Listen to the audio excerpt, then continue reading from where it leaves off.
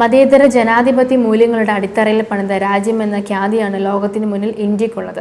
എന്നാൽ 2014 BJPയുടെ അധികാരാരോഹണത്തോടെ ആ ഖ്യാതിക്ക് മങ്ങലേറ്റ് തുടങ്ങിയിരിക്കുന്നു.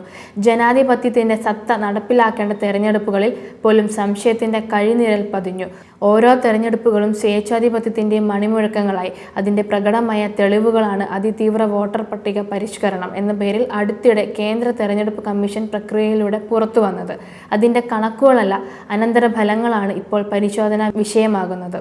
ജനാധിപത്യം കഴിഞ്ഞാൽ ഇന്ത്യയുടെ ലോകോത്തര കീർത്തിയുടെ കാരണങ്ങളിലൊന്ന് നമ്മുടെ മതേതര സങ്കല്പങ്ങളാണ്. മതത്തിൽ വിശ്വസിക്കാൻ ഓരോ വ്യക്തിക്കുമുള്ള സ്വാതന്ത്ര്യം ഭരണഘടനാപരമായി അനുവദിക്കപ്പെട്ട രാജ്യമാണ് നമ്മുടേത്. അവിടെയാണ് ഇതര മതസ്ഥർക്കെതിരായ കടന്നാക്രമണങ്ങളും വിദ്വേഷ പ്രചരണങ്ങളും ശക്തി പ്രാപിക്കുകയും ജീവിക്കുക എന്നത് തന്നെ പ്രയാസകരമാവുകയും ചെയ്തിരിക്കുന്നത്. വർഗീയതയുടെ അടിസ്ഥാനത്തിൽ രൂപപ്പെട്ട സംഘടനകൾ മാത്രമല്ല, അങ്ങനെയുള്ള ചെയ്തികൾ തടയേണ്ട ഭരണാധികാരികൾ പോലും പക്ഷം ചേരുകയും വെറുപ്പ് വിതറുകയും ചെയ്യുന്നുവെന്ന ഭയാനകമായ സാഹചര്യം ശക്തിപ്പെട്ടിരിക്കുന്നു. മതേതര രാജ്യത്തിന്റെ പ്രധാനമന്ത്രി പോലും വിഷം വമിക്കുന്ന പ്രസംഗങ്ങൾ നടത്തുന്നതിന് നാം സാക്ഷ്യം വഹിക്കുന്നു. കഴിഞ്ഞ എല്ലാ തെരഞ്ഞെടുപ്പുകളിലും മോദിയിൽ നിന്നും ആഭ്യന്തരമന്ത്രി അമിത്ഷായിൽ നിന്നും വിദ്വേഷ പ്രസംഗങ്ങൾ ഉണ്ടായി. പക്ഷേ അതൊന്നും തടയപ്പെട്ടില്ല. അതുകൊണ്ട് തന്നെ ഭയാനകമായ അന്തരീക്ഷം കൂടുതൽ കടുത്തിരിക്കുകയാണ്.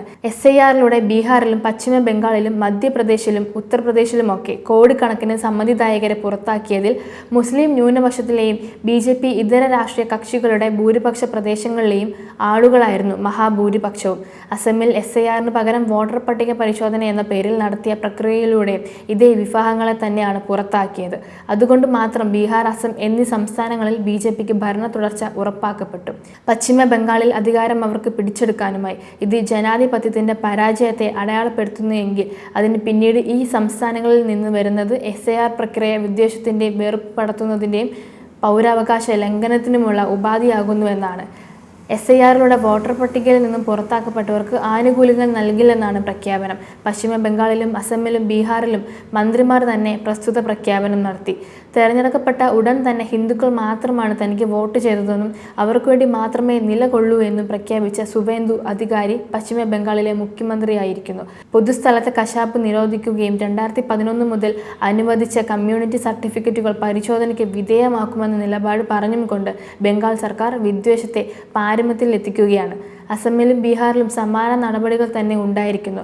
മിയ മുസ്ലിങ്ങളെ എല്ലാ ആനുകൂല്യങ്ങളുടെയും പരിധിക്ക് പുറത്താക്കുമെന്നാണ് അസം മുഖ്യമന്ത്രിയുടെ പ്രസ്താവനയെങ്കിൽ ബംഗാളിലേതു തന്നെ പോലെ SIR പ്രകാരം പുറത്തായവർക്ക് ആനുകൂല്യങ്ങൾ നൽകില്ലെന്നും അതിനുള്ള റാങ്ക് അക്കൗണ്ട് റദ്ദാക്കുമെന്നുമാണ് ബീഹാറിലെ മന്ത്രിമാരുടെ പ്രഖ്യാപനം. BJP പിന്തുണയോടെ തെലുങ്കുദേശം പാർട്ടി ഭരിക്കുന്ന ആന്ധ്രാപ്രദേശിൽ നിന്ന് അതിനേക്കാൾ ഭയപ്പെടുത്തുന്ന വിവരമാണ് എത്തിയിരിക്കുന്നത്. സംസ്ഥാനത്ത് 3ാം പ്രസവം നടത്തുന്ന സ്ത്രീക്ക് 30,000, 4ാം പ്രസവത്തിന് 40,000 രൂപ നൽകുമെന്ന തീരുമാനം പുറത്തു വന്നതിന് പിന്നാലെയാണ് വിശ്വ ഹിന്ദു പരിഷത്തിന്റെ അത്രമേൽ വിഷം ചീട്ടുന്ന നിർദ്ദേശം ഉണ്ടായിരിക്കുന്നത്.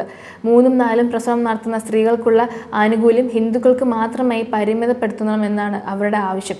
എല്ലാ സ്ത്രീകൾക്കും ആനുകൂല്യം നൽകുന്നത് സംസ്ഥാനത്തെ ജനസംഖ്യാ കണക്കുകൾ മാറ്റിമറിച്ചേക്കുമെന്നും VHPയുടെ കാരണം പറച്ചിലിൽ വെറുപ്പ് എത്രത്തോളം കഠിനകരമാണെന്ന് ബോധ്യപ്പെടുന്നതുമാണ്. കണ്ണുകളിൽ നിന്ന് കണ്ണീരിന് പകരം ചോര വരികയും ശരീരത്തെ ആകെ ഭയം കൊണ്ട് പരിഭ്രാന്തമാക്കുന്ന നടപടികളും നിർദ്ദേശങ്ങളും ഭരണാധികാരികളിൽ നിന്നും ഇത്തരം വർഗീയ സംഘടനകളിൽ നിന്നും ഉണ്ടാകുമ്പോൾ മതേതരത്വവും ജനാധിപത്യവും ചോദ്യചിഹ്നമാകുന്നു. ഇത്തരം ഹീനമായ നടപടികൾ കൈക്കൊള്ളുന്ന ഭരണാധികാരികളും വെറുപ്പ് വരുന്ന സംഘടനകളും രാജ്യ ശരീരത്തിന് ഏൽപ്പിക്കുന്ന മുറിപ്പാടുകൾ മാറ്റാനുള്ള ലേപനങ്ങൾ മതേതര ജനാധിപത്യ വിശ്വാസികളുടെ കൂട്ടായ്മ മാത്രമാണ്.